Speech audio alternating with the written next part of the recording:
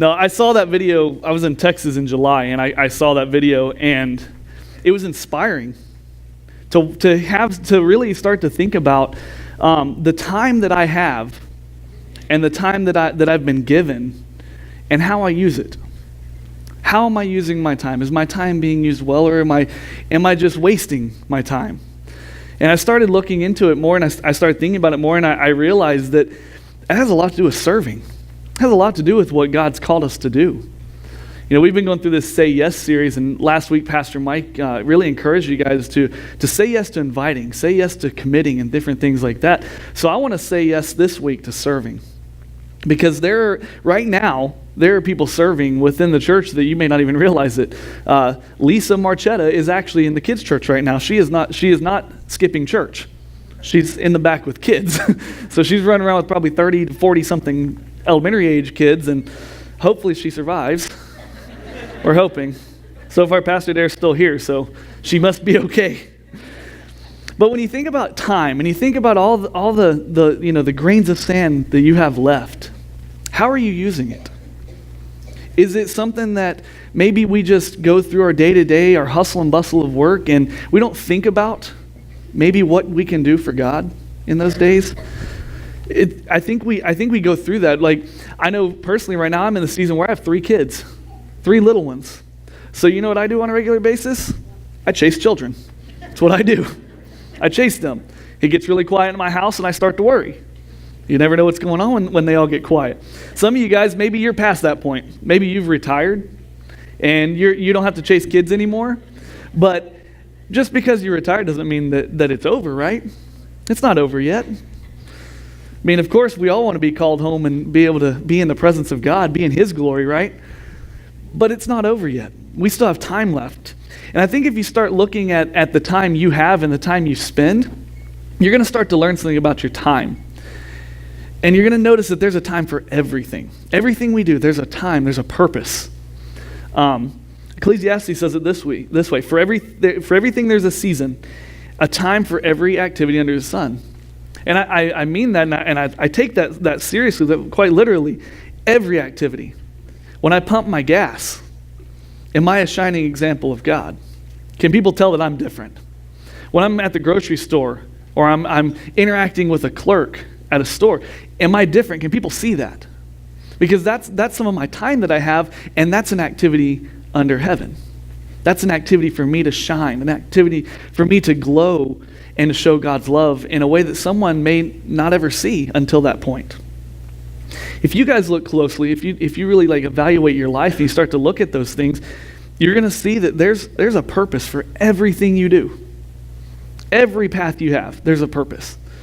And I know sometimes it seems crazy. Some of the little things, they have purpose in some way in your life. If you look at James, because I think we take our time on earth for granted. We think that we can do things I'm in control. I have control over this, so I can do what I want. But it's not like that. And James says it this way. He says, "Look here, you who say, today or tomorrow, we're going to a certain town and we'll stay there a year. We will do business there and make a profit. How do you know what your life will be like tomorrow? Your life is like the morning fog. It's here a little while, then it's gone. What you ought to say is, if the Lord wants us to, we will live and do this or that." I love to have control, don't you? Love to have control. But here's one thing I know about control. When I have control, if everything were to happen in my timing, the way I want it to happen, it would be wrong. It would be chaos. Everything would be out of whack. My kids would probably be lost. One of them's probably going to be running around with a dirty diaper on, unfortunately. So it wouldn't be the way that I want it. It would just be chaos. But that's where God's timing comes in, because God's timing is perfect. His timing's perfect. Anything you're going through, it doesn't matter. It's perfect. If you lose your job, it's God's timing. There's a reason for that. There's a purpose for that. If you break out of financial debt, maybe you're free of that. That happened because God had that timing lined up for you. There was a purpose for that, a perfect timing. If you ask my wife, I don't like to sit still. The joke at the daycare during the week is that after work, we go to Target every week, every day it seems like. Because I love Target, but I don't buy anything. I just go wander around Target for an hour or two, and then I go home. I'm a really good window shopper. I'll never spend any money, but I can window shop. But I do it because I just don't like to sit around. I can't sit still. As you can see, right? I'm trying really hard. I'm trying to stand still, but it's very difficult for me. I don't like to stand still. When I'm standing still, or when I'm just sitting at home maybe watching TV, I feel like I'm wasting my time. And maybe I shouldn't. I need to take a break from time to time. I get that. But I look at my time, and I look at it because it's valuable. And your time is valuable. And that's the next point here. Time is valuable. What you do with it is important. I know not everybody has a call to come up and preach. Honestly, this scares me to death to do this. This is God. This is not me. I was the quiet guy until I met my wife. Then I got really loud, but I was the quiet guy. This was not my path. My original path, I had it all planned out. I was in control. I was going to go to college, become a graphic designer, and be filthy rich on graphic design. That was the path, right? And God said, wait a minute, that's not your path. But I realized my time that I spent so much time in graphic design school, and I didn't put as much time on God, and then he finally got a hold of me, and I realized how valuable my time was. I interacted in college. I was in classes on a regular basis. I had so many opportunities before me to make an impact on someone's life, and I didn't do it. So I look now, as I'm a little bit older and a little bit wiser, I realize how valuable my time is. See, Ephesians says it this way: be careful how you live. Don't live like fools, but like those who are wise. Make the most of every opportunity in these evil days. Make the most. What we do is important. And how do you use your time? What are you doing? What about your daily routine is not the normal routine for God? What opportunities are put before you? Because I think that's the other thing we forget is we just miss opportunities. God's got this whole plan. He's got this design for you. That video said that we've won the lottery, but I look at our life is not a lottery. Our life was chosen way before now. There's a path for every single one of us, and God's laid it out, but if we're not looking closely, we miss opportunities. We miss things that God's laid before us, a chance to speak life into someone who may be struggling, to encourage someone, to bring someone to church so that they get to experience the same grace and the same mercy and the same love that you experience from Christ. But we got to watch. Our eyes have to be open. Those opportunities are there. Colossians says this when we talk about our work for God. It says, work willingly at whatever you do, as though you were working for the Lord rather than for people. Remember that the Lord will give you an inheritance as your reward, and that the master you are serving is Christ. You don't just serve Christ in the church. You serve Christ when you're at work, when you're driving down the road, when you're teaching your kids.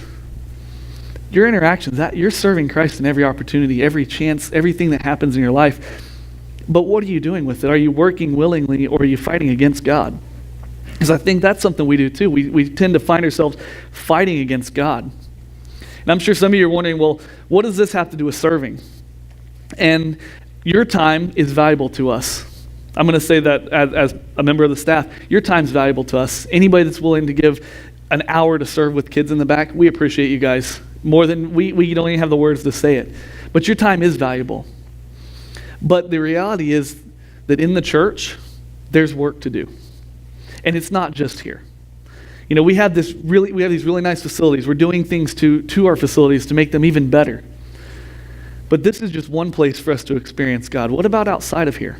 What about the neighborhoods that are right across the street that maybe they don't know? Maybe they've never experienced God. There's work to do. There's work for all of us to do. Matthew says the harvest is great, but the workers are few. And that's true.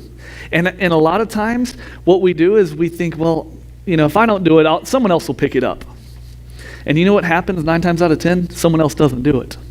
Someone else doesn't come along. And what you've done is you've missed that opportunity that God put before you to do something. And when I say everybody can do something, I really mean that. Everybody can do something.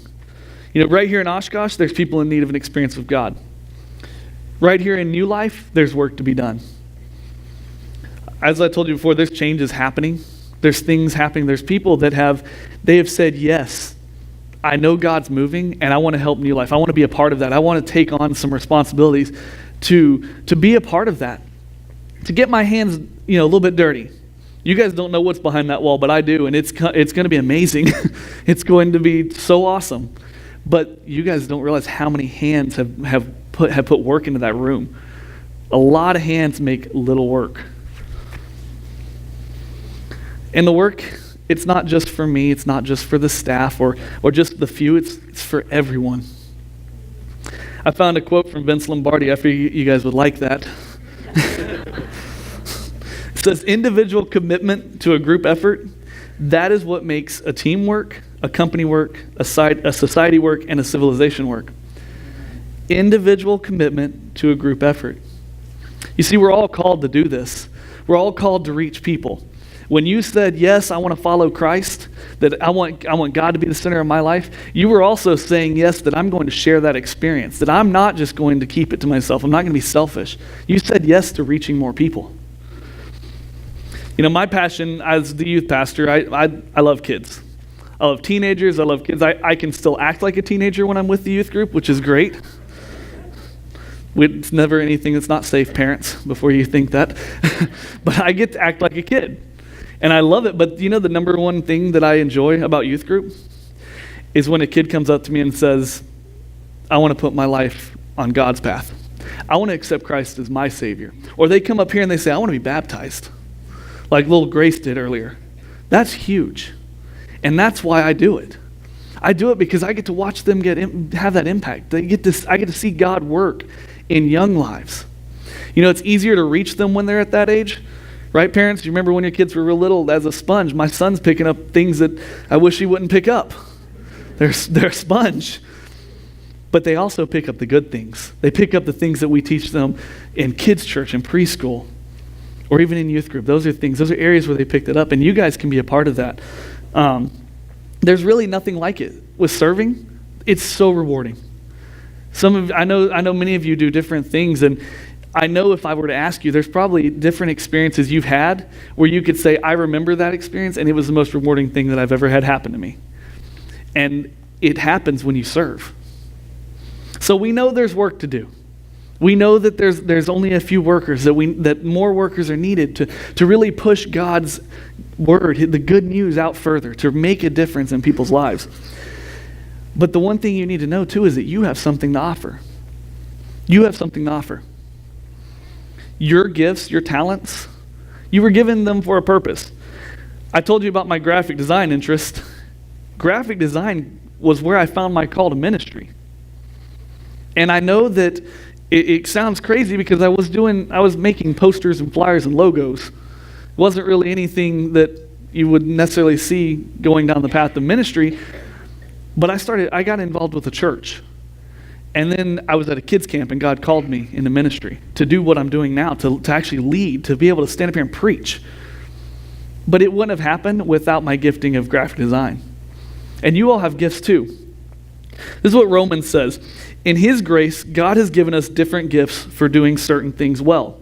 So if God has given you the ability to prophesy, speak out with as much faith as God has given you. If your gift is serving others, serve them well. If you're a teacher, teach well. If your gift is to encourage others, be encouraging. If it is giving, give generously. If God has given you leadership ability, take the responsibility seriously. And if you have a gift for showing kindness to others, do it gladly. When I look at our church, I look at it as a puzzle. And every single person in here is a different part of that puzzle. When you complete a puzzle, you get a work of art. It's beautiful, right? But what happens when you're missing that one piece? When my 11-month-old runs off with one puzzle piece, the puzzle's not complete, right? Just doesn't look as good. In the church, it's the same way. When only a few of the pieces are there, we don't have the masterpiece. But when we're all a part of it, we make up a beautiful picture. We're God's creation. He created us to do great things, but we all have to be willing to do those things. My last point today is that one that I've always played team sports. I was a baseball player. And some of the best teams I've been a part of knew this next point. They knew that we were a team. And the thing about some of the best teams that I've played with, was I didn't have to worry about what the other guy was doing because I knew he was going to do his job. And I knew that the other guy was going to play his part, whatever his role was. So I was a baseball player. I knew my pitcher was going to do his job. So I had to do my job. And as a team, I think that's the big thing that we have to recognize is that we're in this together. We're not in this alone. Life is boring to go alone, but we're not in it alone. 1 Corinthians says this, the human body has many parts, but the many parts make up one whole body. So it is with the body of Christ. Some of us are Jews, some are Gentiles, some are slaves, and some are free. But we have all been baptized into one body by one Spirit, and we all share the same Spirit. We're in this together, guys. We are. It's not something that only one person can do. It's not something that only a few people can do. It's something we all can do.